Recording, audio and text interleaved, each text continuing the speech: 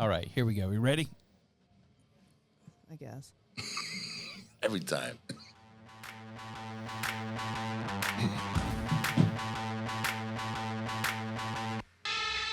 Welcome to M Vibes Podcast. Home of good music. Good libations. And good vibes.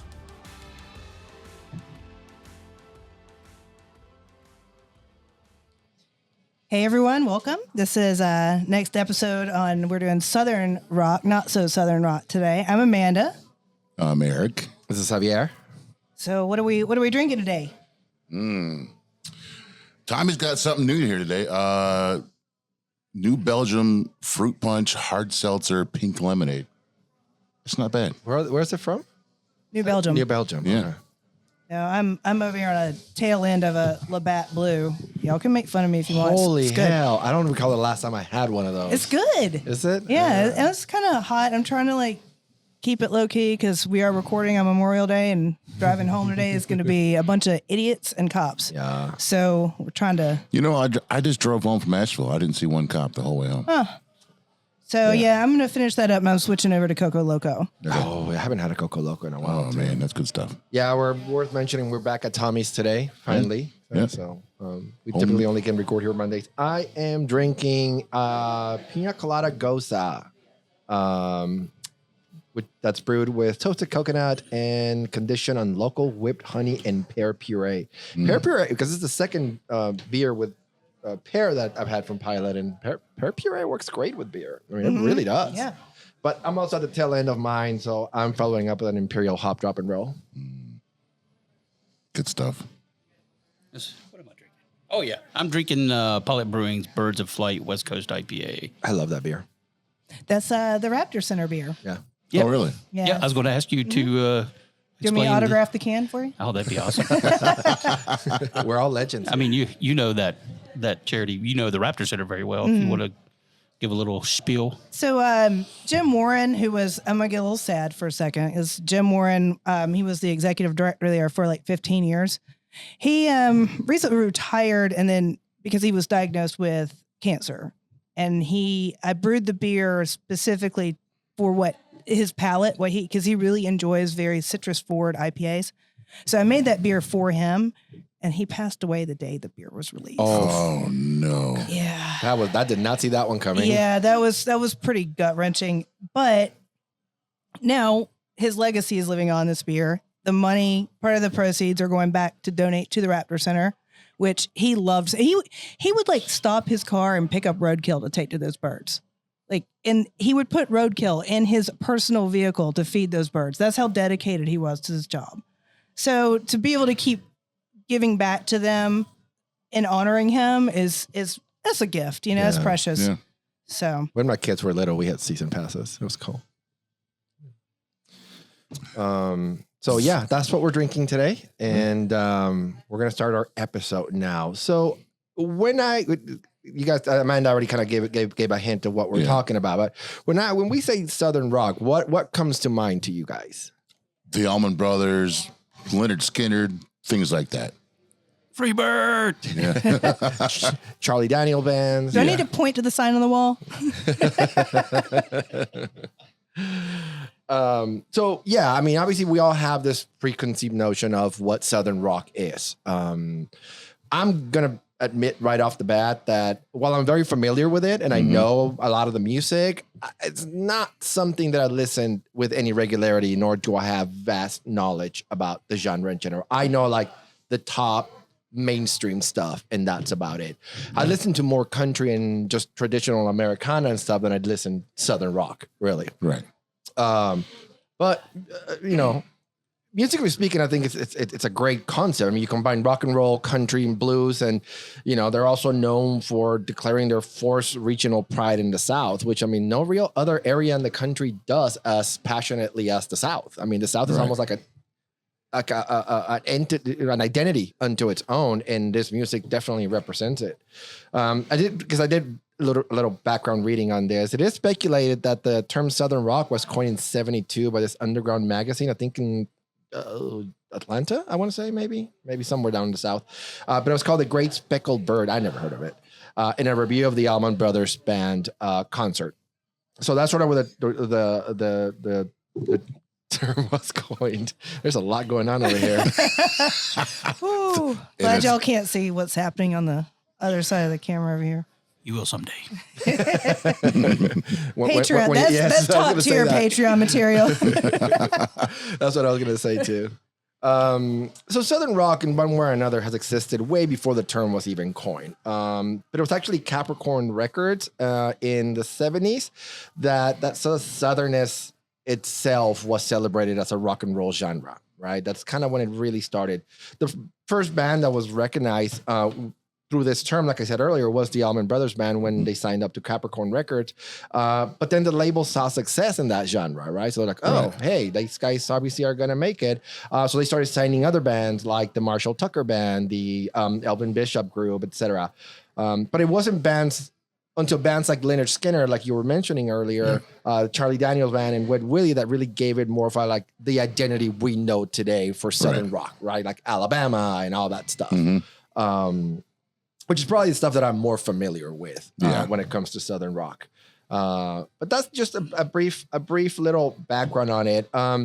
What we're going to talk about today is actually the other Southern rock, because by the 80s, the term Southern rock in that specific genre or that specific sound started slowing down enough that the record labels started to look for new sounds at that point. And around that time, alternative acts that were from the South started popping up. And the industry at that point tried to label them like the new Southern rock, but that term didn't stick around at all because the groups just lacked any real audible regionalism. Like they were from the South, but they weren't like out there, waving Confederate flags and screaming "Free Bird" or anything like that, right? They were not into that. So we're going to talk about, like I said, the other Southern rock. Each one of us is going to pick a couple of bands that we think fit that sort of that description pretty well, and we're going to talk a little bit about them and sort of their background, and then play a song. Yeah, bands you didn't necessarily know were from the South. From the South, exactly. Yeah. Yes, that's very well. And then you're starting, right? Yeah. So the first band I chose is Drive-By Truckers. So the founding members are Patterson Hood and Mike Cooley, and they started out in Alabama, like Muscle Shoals.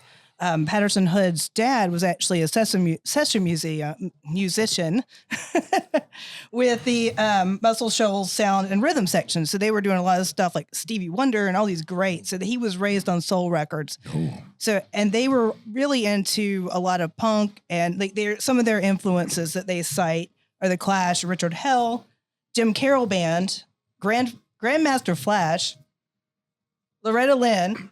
So they were kind of like, they're like us, they're all over the place with their musical taste.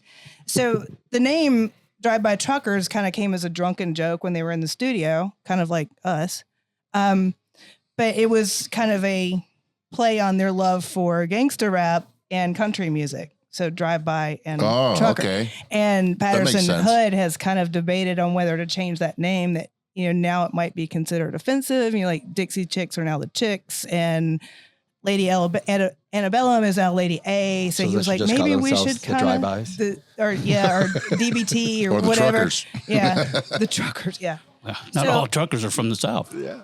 So so I chose the song Ever South because it is a song about Irish immigrant families coming in through Ellis Island and migrating down into the southern part of the United States. And the thing with Drive-By Truckers, they kind of they really sound like a Southern rock band, but they don't have the stereotypical politics that people associate with Southern people. Right, and you can certainly hear that punk influence in it too. The drums themselves certainly have nothing to do with Southern rock. Right. Yeah, it's more of almost a hip hop beat on the back. Absolutely, yes. Yeah. It's almost like a G Love and Special Sauce type of. Oh yeah! Oh my God! I didn't even think about that. Yeah. Definitely. So this song goes on to talk about like working so hard to build yourself up in the United States as immigrants and as farmers whenever you weren't really welcome here. The Irish and Scottish were really discriminated against, especially in New York. They were considered mutts, and they were like living in slums. And there would be signs up that said, "No Irish. Don't apply for a job if you're Irish." So there was like a real struggle for these people. And now their descendants are kind of the people that are saying build a wall, Yeah. which is Have you ever seen the movie Gangs of New York? yes, So great that, movie. Yeah, like that illustrates exactly what you're talking about in the living conditions of primarily the Irish lived in that era. exactly. Yeah. Well, and he also talks a bit about trying to move out of the South, and no matter where he goes, the accent follows him, and everybody considers him to be dumb. And there's a thing floating around Facebook for a while. I'm sure y'all saw it. It was like, okay, what accent do you put on whenever you want to sound like a dumb person?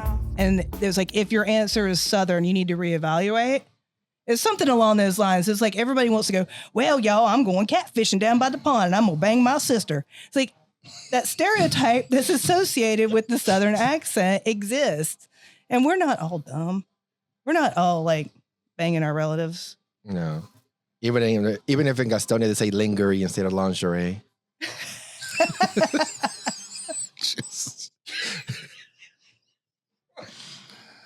Boy. I like this quite a bit. Yeah, I do. Yeah. Yeah, I think I saw them live once a long time ago. Oh, here well, in they're coming to Charlotte. a neighborhood theater Yeah, in August. Do you remember a place called The Room? Yes. I think I saw them there. That's possible. It was for an Amps 11 party. It was a local music magazine yeah. a long time ago. Yeah. I forgot about Amps 11. Yeah. I wrote for them once. Wow. I think I was there too. It was like the top floor venue. No, the There was room a downstairs and up. the, Okay, all no, right. the room is now a Taco Bell. Yeah. Still have the same artist. Yes. They had a lot of rotating musicians in this band. Probably the most notable member that had the most commercial success outside of Drive-By Truckers, Jason Isbell. Oh. Yeah, he joined the band later on. He was like in his early 20s, and at that time, the rest of the band, they were all in their mid 30s. So it was kind of he went on a downward spiral with that. And I didn't realize they've been around since the mid 90s. oh yeah, I thought they were more recent. well, they had a band before that too called Adam's House Cat, and I think I vaguely remember them playing around Charlotte, like around 1313 Club and that kind of thing. But if you listen to Adam's House Cat, it sounds like a predecessor. The sound is definitely almost exactly the same, but just not as fleshed out. But if I did have to gander, I know the choice for this was because of their idealists or their views. But I would say, yeah, this is a Southern band, right? Like they definitely sound absolutely. Southern. They just very Southern. but it's fusion because you have a lot of elements in there that are not in traditional Southern rock. Well, and they never shied away from politics. Right. That's been their stance since day one. And they wrote a really great song called "What It Means" in response to the Trayvon Martin murder, which is fantastic. You're not going to see that in a lot of country songs. Right. Something interesting that I read about the Southern accent. It was in Outliers by Malcolm Gladwell, and he talked a lot about the dialect of Southern people and the attitude of "this is my land," because we're Scottish and Irish immigrants, and whenever we were having to fight the British from taking all of our stuff, kind of that attitude got instilled in our genetic makeup, Right. and a lot of the Southern slang comes from the Scotch and Irish accents. Like y'all is based on a Scottish word. So that's kind of interesting. Another cool thing about Southern accent, and I don't know if this is the same way in other parts of the country, but here, at least in this general metro area, you can tell a Charlotte accent from a Rock Hill accent, from a Fort Mill accent, and these cities are all within 20 miles of each other, Right. but they all have very unique accents, especially the Rock Hill accent. I think it's super. Oh, that's pretty distinct. Yeah, super I can tell unique. when somebody comes into Pilot and they're like, I'm like, they're from Rock Hill. Yeah, Or they're from Columbia. Or they're like, I know because I've been here my whole life. So it's very easy for Yeah. me to pick up on those different dialects. well, yeah, I'm definitely loving this. So I'm going to check out more of the Drive-By Truckers. Again, not something that I typically would listen on my own, but now, and that's what I love about the podcast, right? Like Yeah. stuff that you guys have presented to me. Now I'm like, oh yeah, I'm definitely picking that up. I've been sleeping on it, right? Sort of situation. All right, Eric, your turn. So we're gonna go a tad bit more poppy with this one. The first band I chose was Better Than Ezra, 90s grunge-ish band. They Post grunge. Yeah, right. Yeah. They originally formed in 1988 by the lead singer Kevin Griffin and Joe Rundle. They were all attending the University of Louisiana. And they all formed a band. Their first gig was in Baton Rouge, Louisiana. They had since moved over to New Orleans. Okay, but they started in Baton Rouge. Baton Rouge, yeah. They actually do a lot for the homeless kids in New Orleans. Like when they filmed a video, I forget which video it was, but they actually went through and they got all these kids, and they paid them money to be in their video. That's awesome. Yeah, so Kind of like Runaway Train. I was getting ready to say that. Yeah, They found a bunch of missing kids because of that video. Yeah. probably. I think they call them like river rats or something like that down there, or something. No, I'm sorry. River punks. Okay. Yeah. Because the River Rat is more of a South Carolina thing. That's a brewery in Columbia. But no, it's people who are in the but it comes from yes, it is a brewery too. We're such alcoholics. The song I chose from them is probably one of their most popular ones. That was interesting because I know the name. Yeah. I absolutely know the name. But we had to play, and I think you're in the same boat, Amanda, right? I had to play the song for me to, and I recognized it the second it played, but I was like, oh, I did not know that was them. No, I remembered it. I just didn't really pay that much attention to them because, like we were saying before we started recording, this was kind of that post-grunge stuff. And it's like when like alternative radio just started like pumping the same songs over and over and over again. So it wasn't something that was really on my radar. So I was like, oh, this song again?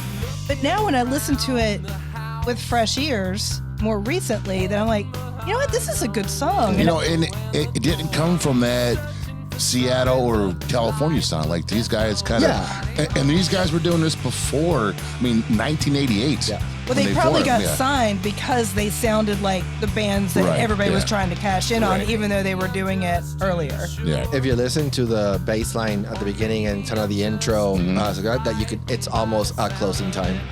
Did you notice that? It sounds just like closing time, which I despise that song. Oh, wait, I used to put that on in the restaurant when I was trying to run people out, and they were sitting around like half an hour after it closed. That's why we hate that song. You, Amanda. Like, get out, I want to go home. You know, I saw them at Tremont, and they closed out their set with that song, but they turned on all the house lights when they played it. So they were doing the staff the solid. Yeah. I also saw Better Than Ezra when I first moved down here, maybe 97, and it was funny because the Aqua Lads opened for him. That's a weird combo. Yes, it was one of those 106.5 concerts. Like the Weenie Roast or whatever it was called. It was the side stage next to the big stage at the time. I forget what it was called, Blockbuster Pavilion back then. Yeah. So yeah, I still call it that. Yeah. But you know what? That's really awesome that whoever put that together, I don't know if it's the band's choice or promoters, whatever, that they were using local bands to put on, to open for a big band like that, as opposed to having somebody else from the record label they were on tour with them. And I think that was my first introduction to like Charlotte bands, was that show. And so, it was them and a few other local guys that opened for Better Than Ezra on that show. But yeah, fun day. Anyway, I think that's all I got on Better Than Ezra. I think they put out a few more singles off this album, which didn't do as well. But this has always been one of my favorite 90s albums. I want to go listen to some of their other albums other than this one, because this was like the one that was like the big deal. This was a huge hit with this song, yes. I want to see what they did before and after. Well, and make a better assessment. They still make albums. I don't know. So surprisingly, a lot of the bands that we talk about, not just this episode, but but in general, that I think are no longer around, they're still around. Yeah. They're still touring. They're still releasing stuff. And I had no clue, including the one I'm going to talk about here shortly. Well, it's funny because, unless you have like Sirius XM or you hit shuffle on Spotify, you won't hear that stuff. Rock radio, like for instance, 106.5 doesn't play anything but like old 90s grunge hits now. And it's like, come on, man. Well, there's so much better stuff out there. Well, the other thing too is obviously they have to cater to a new demographic. So I subscribe to like Kerrang and a bunch of the online music magazines, and like every Monday they'll have like a new release, right? Like a newsletter or whatever So I check them all out, but it's always people I've never heard of and super young people. So for bands like these to continue, they're certainly not catering to my children who are 18, 19, 20 because they couldn't care less, right? So yeah, it's certainly, even though they were mainstream at one point, I'm assuming that's why they don't get that much airplay because it's just, they're isn't catering to 50-year-olds at this point. I'm sure people that are from Baton Rouge area or New Orleans still listen to them just because they're local guys. Like hometown. Yeah. Okay, so my turn. Yeah. So I recently went for the first time ever to Athens, Georgia, and I was blown away by that city. I freaking loved it, and I plan to go back. Hannah loved it too, and we want to go and spend some time there. And ironically, the idea that eventually morphed into this episode came from that visit to Athens, and more specifically from my visit to Wookstree Records in Athens. And Wookstree is famous for playing a huge role in the Athens music scene, which is a very weird, eclectic music scene. It's also notable for a lot of musicians that eventually became household names to actually have worked there, including Peter Buck of REM, and that's where actually he met Michael Stipe. But more relevant to my first pick is going to be Kate Pearson of the B-52s. She actually worked in this record store as well. When I went and bought Radio Free Europe 45. It was every issue, but it was that's one of my favorite REM songs. Oh yeah, me too. I was like, I felt weird, like, I'm going to go in here and buy an REM album. So I ended up buying like 2 more things just because. You don't want to be that guy. I don't want to be that guy who shows up to see, like, show up in an REM t-shirt. To an REM show. Yeah. But I did buy it and it was great. Sounds amazing. You can get away with that at a Maiden show. I think Maiden is the only band that you can get away with being that guy. Metallica. Oh, yeah. Yeah. Metallica. Yeah. Tool, because that's what you are. Lost my train of thought. Okay. So yeah, I think about all the artists that we're going to discuss today. I think the B-52s are probably the farthest from the traditional Southern rock sound. I think their fashion style is as unique as their sound. And I think the first time I heard the B-52s was obviously Love Shack. I mean, way back in the day. Oh, yeah. But what grabbed me the most was the way they looked, because I saw pictures of my mom with the same hairstyles and the same clothes way back in the 60s. So it was like, oh, well, that's weird. I read somewhere that it's been referred to as thrift shop aesthetic. And if you look at the photos, you kind of see why you would say that, right? Especially very early on in the first decade or so. The term makes perfect sense. A mixture of like retro 50s and 60s fashion with some psych rock, some trash culture, etc. But one of the most unique aesthetics that again made an impact for me with them was that the beehive hairdos that they wore way back in the day, which is where the name comes from. The beehive style resembles the cone of a B-52 aircraft, which again, that's where their name comes from. So that's kind of cool. Their sounds always seem to straddle the line for me between like new wave and punk, and never actually settled on either one of them. So I thought that was, to me that impact, because I listened to that music heavily. I think the biggest difference for them is they've relied heavily on like their keyboards and their guitar, but primarily on their keyboards. Songs are typically super danceable, especially with Fred Schneider's like almost like spoken word approach. And then you mix that with Kate Pearson's and Cindy Wilson's very melodic voices. It's unique. Like no other band sounds like that. Yeah, you can't pigeonhole them into any genre of music. They're just the B-52s. Yeah. Yeah, they did what they would. Nobody's ever sounded like them and before or after. And then just, some more vital stats. It's they started in 78 in Athens, Georgia. Have been going strong since then, releasing 7 studio albums, several compilations, some live albums, bunch of videos, etc. The coolest thing is that they're currently touring, but unfortunately the closest they're coming to Charlotte is Atlanta. So, And they're saying this is their final. yeah. their So we final tour. might maybe road trip. Yeah. So I know the natural, I think the natural choice would have been Love Shack because that's their biggest hit. My favorite is Rock Lobster. Yeah. I don't know why, but this song's always got like a Halloween vibe to it too. Yeah. Yes. Yeah, I agree with you. We were at a party. Severe love fell in the day. So my friend Carrie and I, we went to see them at the Carowinds Palladium, and I think it was 89, and it was on the Cosmic Thing tour. It might have been 90. So we handmade T-shirts that mine had a B and a dash, and hers had a 52s. Oh, that's cool. So we stood next to each Yeah. other. It's so stupid. No, that's cool. I wish I still had that. So we like Bless your heart. That's so cute. So, Jeez, oh Pete. so next episode, we each have to wear a shirt. One's with a B, one with a 5, one with a 2. There you go. Okay. Okay. I'm gonna do my hair in a beehive style too. I think I might have better luck with that than you. I'm already almost there. Yeah, that's true. And too. I got the right color. I also thought Kate Pearson was fucking gorgeous. Like I She had still the is. Big, well, yeah, she still She's is. stunning. Biggest crush on her. It's like a Peg Bundy kind of look. Kind of. Yeah, I agree with that. Which I and always thought Peg Bundy was kind of hot. So she is incredibly attractive, and yeah. I was thinking about doing a Peg Bundy costume for Halloween one year because I own everything leopard print and I Yeah. already have the hair for it. It'd just be too easy. Oh no, our engineer just quit. I'm out of here.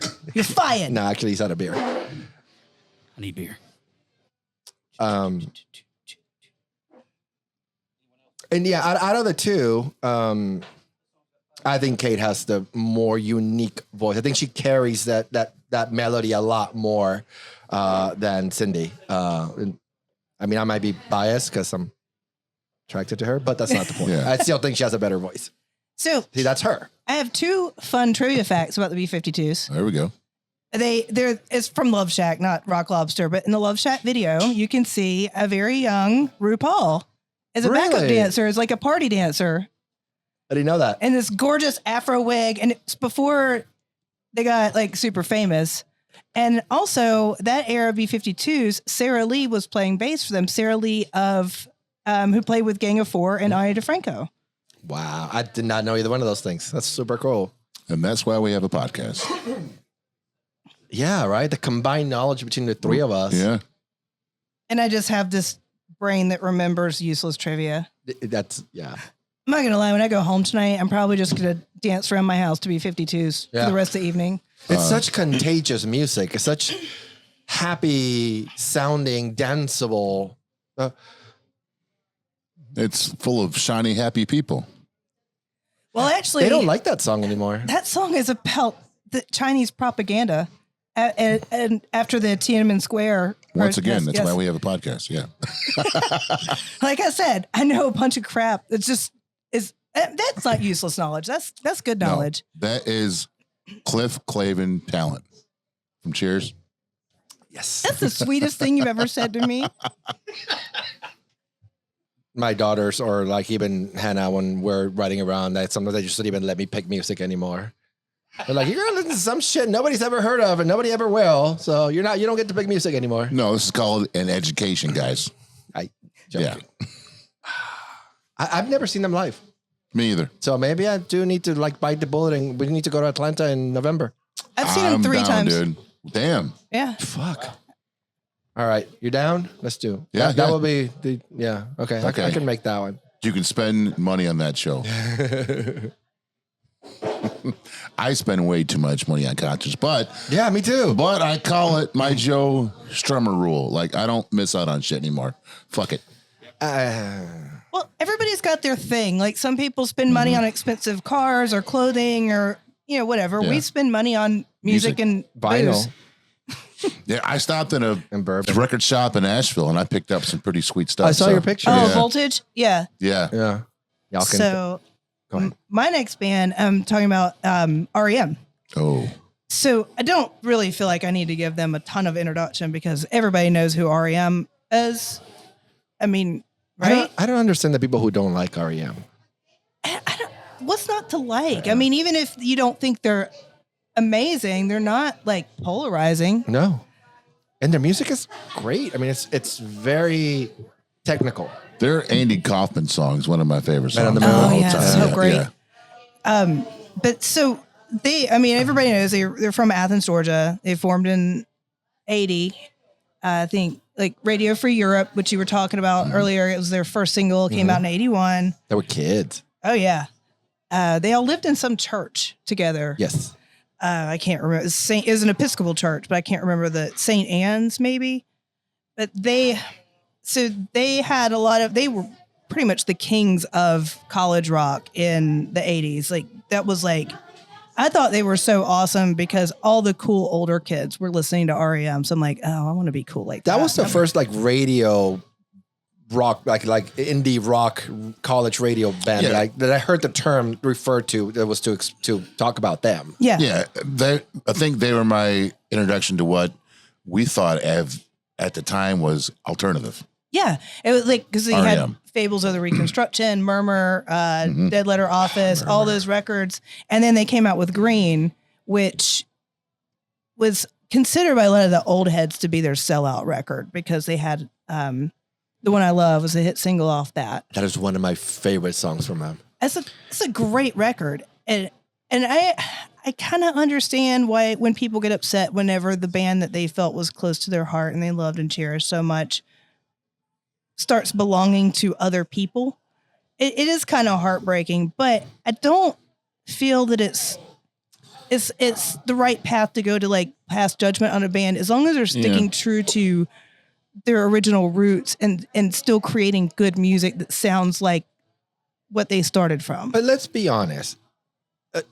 Just because you're a musician doesn't mean that that's not your career. It's like saying, Right. hey, I'm going to start as a dishwasher and I'm never moving up because then I'm just Right. betraying my roots. I'll be selling out if I become Right. manager. You know what though? I'll be honest. I'm guilty of that, and my wife calls me on it a lot. She's like, you know what? You used to love this band, and now they're huge, and everyone likes them, and you don't like them anymore. She goes, nothing changed. You just now that your buddy down the block has heard of them and he's jamming out to him, you don't like him anymore. Well, I'm guilty of that shit Yeah, all the that's- time. Oh, I Yeah, am. yeah. Absolutely. I'm calling myself out on that too. Oh yeah.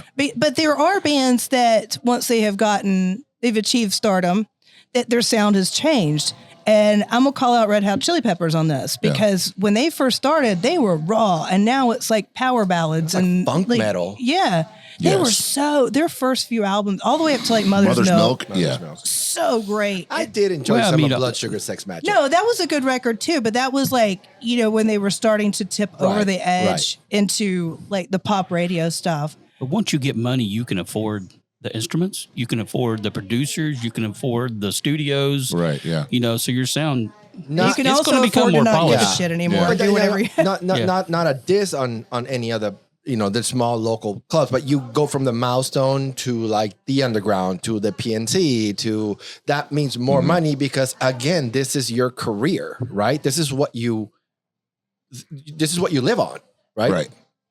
So if a musician says, I don't want to be successful and I just want to be then that's fine. But I don't think most of these bands go into it with that intention, Right. right? So after Green came Out of Time, and they released the Drive. huge single, Losing My Religion. And that's the song I chose.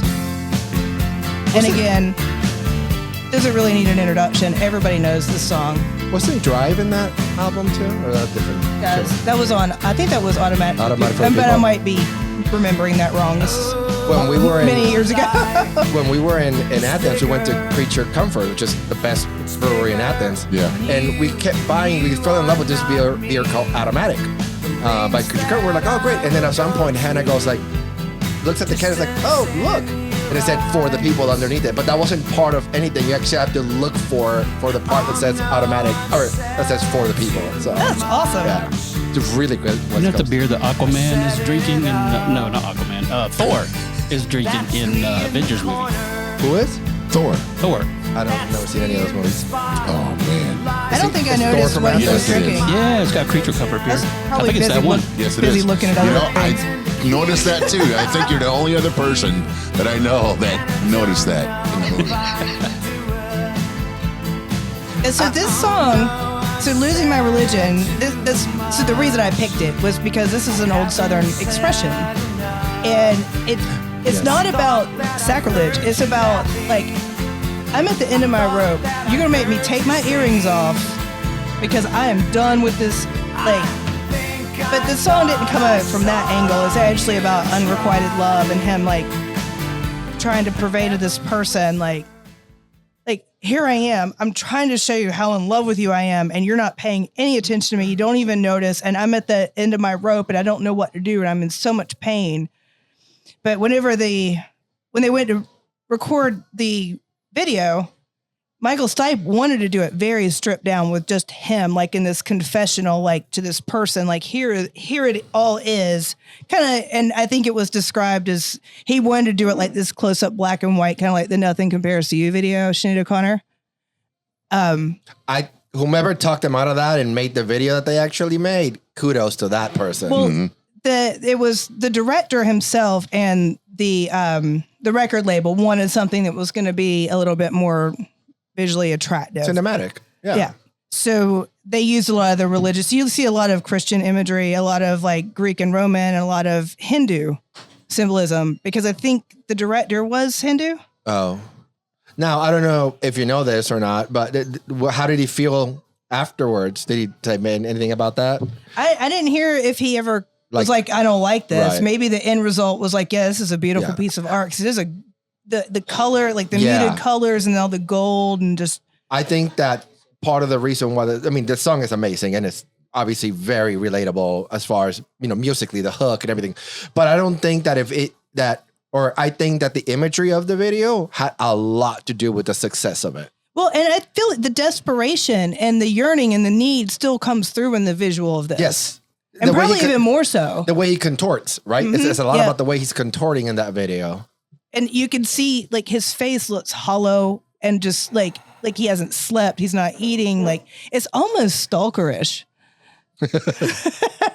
So yeah, after this, they came out with a couple more albums that were very successful. Monster. And they did this weird like electronic kind of thing. That's when things started to go south, and they disbanded. I think in 2012, they're not a band. That's when they decided they weren't going to be a band anymore. But I think Monster was a great record too. I love Monster. And all this was happening in the height of grunge. So this was like peaking whenever Soundgarden and Nirvana and Pearl Jam and all these more heavier bands were really like dominating airwaves. And that's whenever REM, and they had like 6 VMAs, I think 2 Grammys for this. They were really, it was a huge hit. I have a book in my living room that's all like 500 pages of REM photographs throughout. Oh, really? Oh, wow. Yeah. Wow. I got it at a thrift store. You're going to have to bring that and show. So Michael Stipe just got a honorary doctorate from Mercer University. This is his hometown. It's in Macon. Mercer. Macon, Mercer University in Macon, Georgia, for humanities. Say it again. Mephistopheles. I was thinking the same thing too. I was literally going to say that. Oh, shit. I still can't say it right, so thanks. That's what you guys love about me, my quick. Quick. Yeah. Quick. Say that again. All right, I'm done. Somebody else go. I just need to stop. Okay. All right.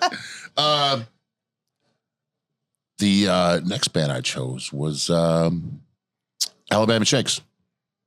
Yes.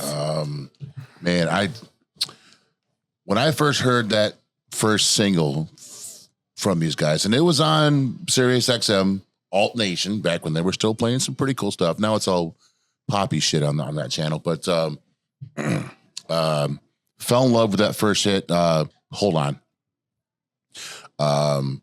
Shortly after that, I went to, and this is like when they first was getting big. I went to Bonnaroo and they headlined Thursday night, like opening night. They brought out like a marching band. And once their set was over, they marched around Bonnaroo, through the campgrounds, through everything else with that marching band. It's just jamming out for like an hour. They just kept on going. And people are like, wow, this, I kept following them around. Great band. They've been around for a while though. So they formed in 2009 in Athens, Alabama. Lots of Athens. It's weird, isn't it? This is the third band from Athens, just not same state. Yeah. But Drive-By Truckers were originally from Alabama. Yeah. Look at how we brought full circle. Wow. I would say before you go on, if this were a follow-up song by the Drive-By Truckers that we heard, that makes sense. Like this musically is very similar to Drive-By Truckers. Right. I guess this is Alabama roots. Mm-hmm. Yeah. That Muscle Shoals stuff. Lead singer, which I'm kind of in love with. She's a foxy lady.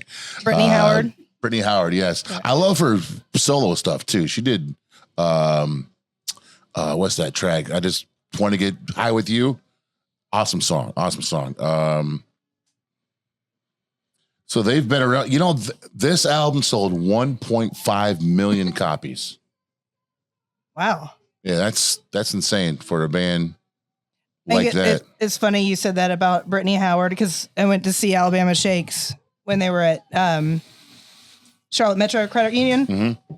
My dear friend Pam and I went, and Pam was like so in love with Brittany Howard. It's just her voice and her demeanor, man. She's just The confidence I would love to just go sit in a bar and have a beer with her. Well, we sprung for the good seats and got like down in the pit, and the whole time we're down there, Pam's like grabbing my arm, going, ooh.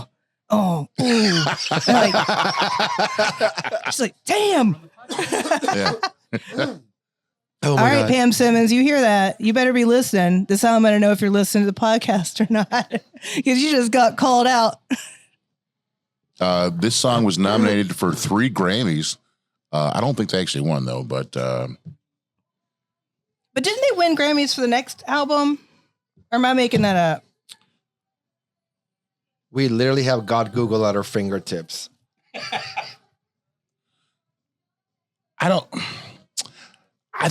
if they were to win a Grammy, I would have thought it would have been for this song, not Don't Want to Fight.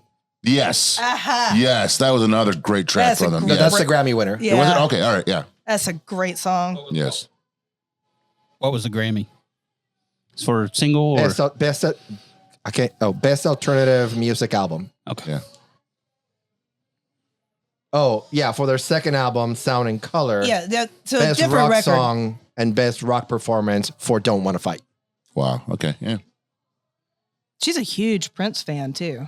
Oh, you know what? You can hear that influence. is in it? her You know voice. what though? I've been noticing a lot of Purple Rain shirts around town. Like a lot of. Because he died recently. I know, but I mean, Like 4 years I was ago. gonna say it's not that recent Still now. recently. but I've seen a lot of kids wearing Purple Rain song Right. shirts. Because it's like the new Well, yeah, Nirvana. because they sell it Right. at Target. yeah, it's, You're right, again, yeah. it's the new Nirvana shirt. Yeah. $9.99 for a Prince shirt. Yeah.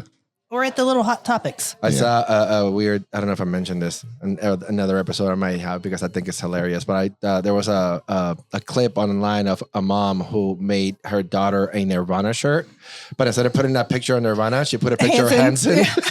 I don't know how many memes I've seen that Oh on. yeah, I'm gonna tell my kids this is Yeah. Don't tell my Blondie. kids this It's is like the Nirvana. Spice Girls or something. Yeah.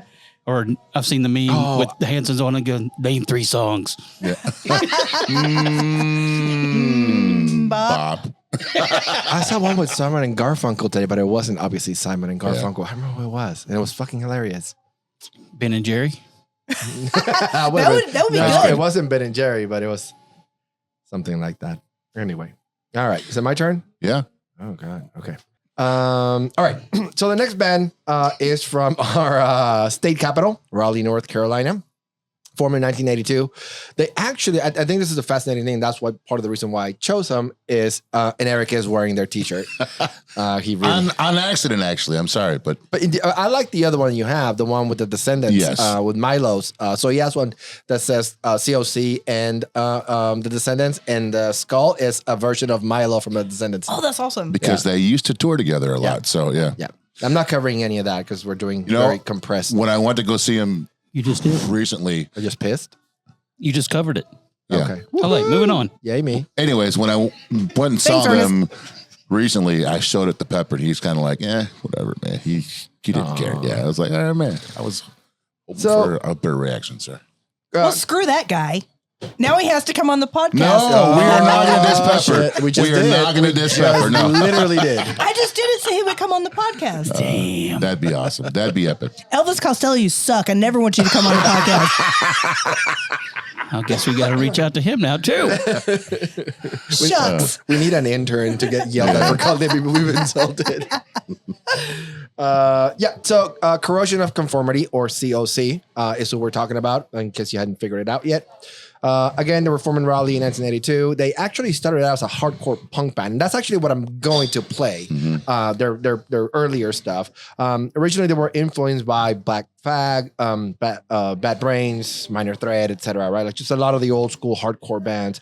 But over time, they actually have very successfully transitioned their sound to a more like traditional heavy metal, or what I typically consider like what's a sludge groove metal, very reminiscent of more modern bands like Baroness and Black Tusk. Not as heavy though, but I mean, definitely, I think Baroness and Black Tusk and similar bands took influence because they did it. COC did it in the early 90s. Yes. So they definitely were doing that way before any of that stuff came around. And then when they sort of made that transition, their influences became more noticeable in more of a like Black Sabbath, Iron Maiden, Judas Priest, etc. Right. In 1994, again, early 90s, is, well, I guess mid 90s, when they released Deliverance. Deliverance was the album they pretty much cemented the change, kind of like Crossover for DRI. I don't know if you remember that album. Oh, yeah. So that was like, that cemented their change, or Wolverine Blues for Entombed. This is the album that sort of cemented that official change from like a hardcore punk band to more of a sludge metal Southern band, which is why I'm not playing the more recent stuff, because that's definitely sounds more Yeah. Southern metal, right? So the big hit from Deliverance was Albatross, which we're not going to hear, but it's a great song. You guys should definitely listen to it and find it. It'll probably be on the playlist. Clean Yeah. My Wounds. Yes, Yes. exactly. Yep. And again, to me, this is the record that sort of definitely marked that change for them. They've been around for a long time. Over the years, they've gone through tremendous lineup changes. I mean, a lot of people have gone through this band. The only founding and constant member throughout this whole time is Woody Weatherman. He's been there since day one, and he's never left. Yeah. The other notable member, as you mentioned earlier, being Pepper Keenan, who originally joined in 89, then left for about 8 years, then returned to the band in 2014. It's been there since. Like that's them. The classic lineup for them is pretty widely accepted as being Woody, like I just mentioned, Mike Dean, Reed Mullen, and Pepper. All of them, except for Pepper, are original founding members. So that's kind of cool that they all sort of came back at one point. The band has been on hiatus a couple of times. First between 87 and 92, after some of the key members left the band, and eventually they found new members and reformed, and that's when they released the album Blind. And Blind was almost a precursor to Deliverance. You already started seeing some of that sludge groove metal sound and less of a hardcore punk sound in that album. The second hiatus for them came between 2006 and 2010, when Pepper left to record with the other super group that he had, this other project called Down. Yes. Phil Anselmo and Jimmy Bauer and a bunch of other people. So I mean, you're obviously, again, you're well aware of that. But then Pepper did come back in 2004. They've since released 2 albums, which is 9. That was the name of the album in Roman numerals. And more importantly, No Cross, No Crown, which is the last one they released. And then the last sort of thing to note there for them before we play the song is that in 2020, the founding member and drummer Reed Mullen died of alcohol-related health issues, which is pretty fucking sad. But found an immediate replacement. This guy who has been I don't know his name, but it's got a guy who had been a roadie with him forever, and they just sort of said like almost immediately. Said, Always learn the band songs. Yep, Yeah. exactly. Watch Spinal Tap if you're a drummer. Yeah. Oh, You well, I know mean, some of these techs, like drum techs, guitar techs, I mean, they're just as proficient as Absolutely. others out there. Yeah. And they know the equipment way better than the Yeah, you musician have who's to. never done Absolutely. that. Yeah. I did see a couple of, you can start playing it. I did see a couple of videos of listening to Woody talk about the equipment, the way, like, he's like, look, I don't care how much money I make. All his shit is like the most bare bone, cheapest equipment he can find, pretty much. He's like, I don't like bells and whistles. He uses his crybaby very little. Like, he's just a raw musician. Woody's cool as hell, too. Yeah. So I met him at the same time with Pepper. They were taking pictures with everybody. I'll tell you this, listening to him talk, I was almost like listening to you talk. Yeah. It was like the same thing. He's like, yeah, man. Like, oh, dude, I'm going to tell you this, man. It was so funny. I was like, oh, that's Eric. He was cool. Yeah. This is making me just want to flip this table over. Yeah. I won't. I know we have very expensive things on this table. Mostly me. Are you on the table? I will be soon. So follow us on Patreon for bonus footage. Right. That's our fans only page, guys. Yeah, so again, they don't sound like this at all anymore. Not even remotely. no. Like, this is hardcore punk, obviously, and their new sound is a lot more very groovy, sludge, metal-driven, heavy guitar sounds, loose strings. The bass and the way they play it now, it's just super crunchy. I love the Stormbreaker album. Yeah. And Pepper claims that's his best stuff that he's ever made.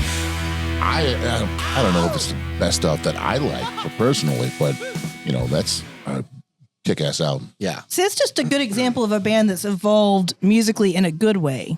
And they've recently re-released all their shit on vinyl, but it's like $35 a pop. So yeah, That's rough.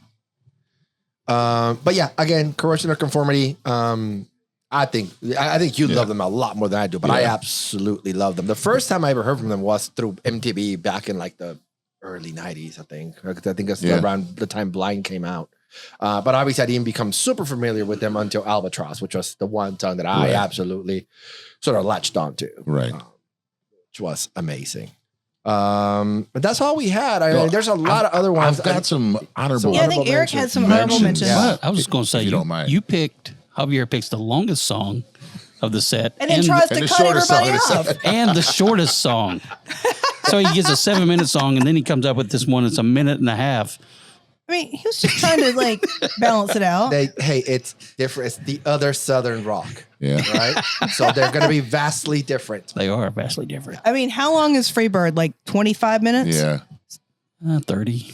It's not as long as Inagata Vita. No. I don't know. That's like The 2 Doors LA Woman Session album that I bought. Oh. Side one is literally 45 minutes of them tuning their fucking instruments. I was furious. Wait a minute, I how was much you pay for that thing? why- Should have bought the Why did you Ramones box release set. this as a fucking album? It literally is 45 minutes of them tuning their That instruments. sounds like a money grab. That's exactly there's Sucker. some really cool. There's some hardcore fans that be like, I love How dare this. you. I love it. Now, there were 4 albums, and the other 3 are really cool. But that first one, I was like, this is the meat of your release, and it's shit. Yeah. So, anyway, sorry. Anyways, rant Okay. over. A few honorable mentions. Of course, we can't get to everybody today, but a few bands out of Richmond, Virginia. Guar, which I'm going to go see next Sunday. I've been to the Guar Bar. Oh, you were with me. I was with you. You yeah. were with me. Great yeah. place. And Avail, which is one of my favorite Love punk Avail. bands. Yes. Super Chunk. Right Which down you the almost road. did your Chapel pick Hill. on. Yeah. Yeah. Cowboy Mouth out of New Orleans.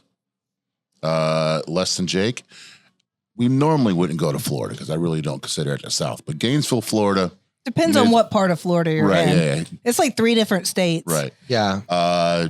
Driving and Crying Yep. from Atlanta. Oh, I'm glad you mentioned Driving and Crying because Peter Buck from REM is actually on tour with Kevin Kinney right now. Oh, really? Yeah, they're doing a kind of solo co-headlining Huh. thing.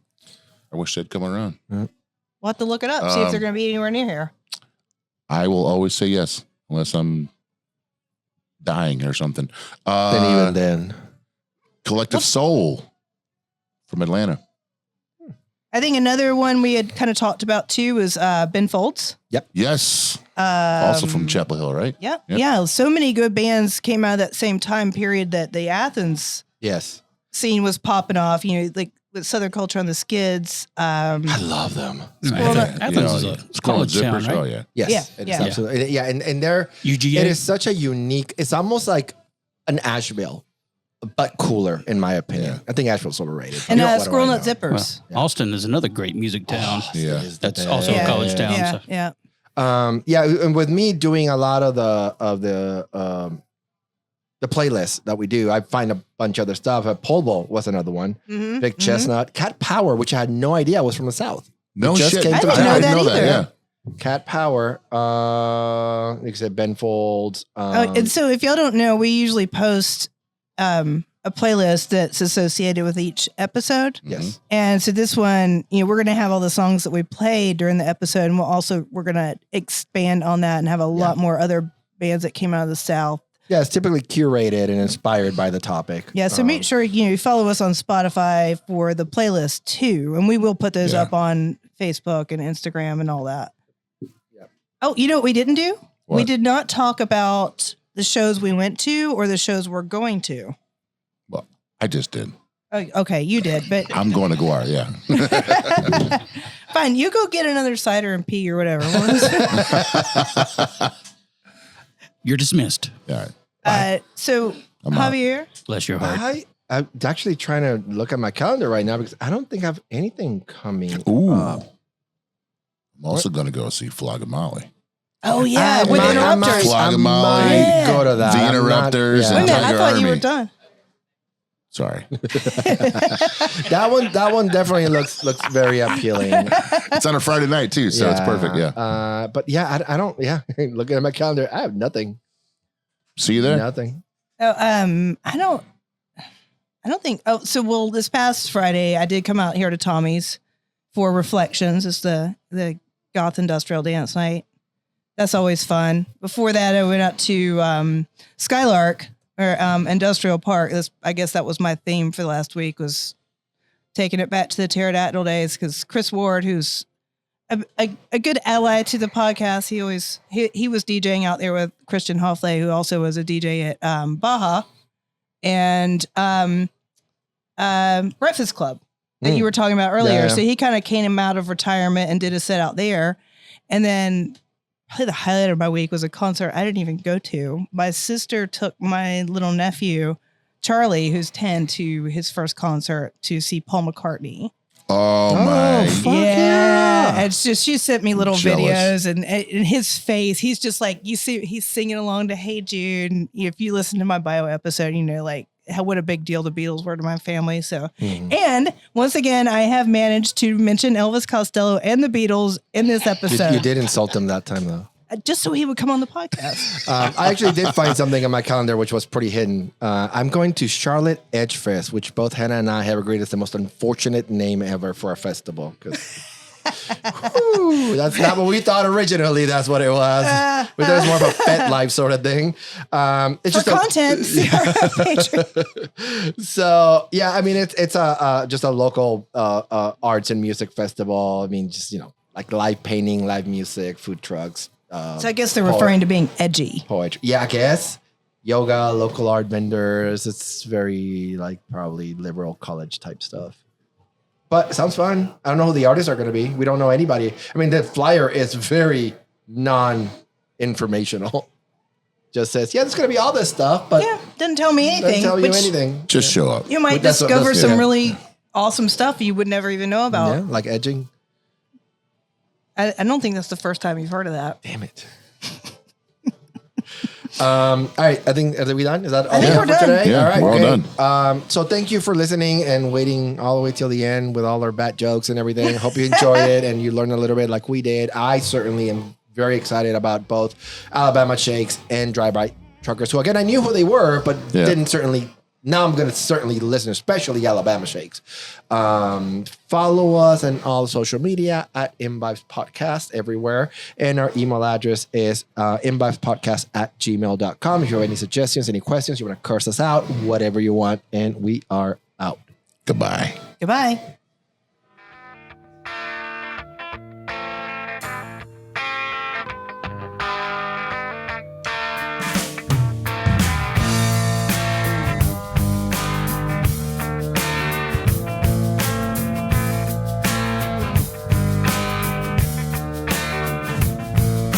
She grew up in an Indiana town, had a good-looking mama who never was around, but she grew up tall and she grew up right with them Indiana boys on an Indiana night.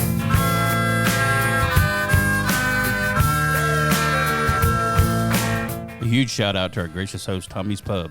Located at 3124 East Wade Drive, Tommy's Pub is a small neighborhood bar that's big on music and community. Go to Tommy's Pub's Facebook page where they regularly provide updates about upcoming events to include weekly open mic night, karaoke, and live music from some of the best up-and-coming bands in the Queen City. Thank you, Tommy's Pub, for hosting M Vibes Podcast. We have a lot of interesting episodes coming up about music's most interesting topics, but we want to hear from you and what episodes you'd like to hear. If you have an idea for anything we should talk about, email us at mvibespodcast@gmail.com. This episode was produced by BWM Productions and researched by Eric, Amanda, and Javier. If you like our podcast, please help us by rating and reviewing us on your favorite listening platform. And follow us on Instagram and Facebook at MBias Podcast. Come on and join in the conversation.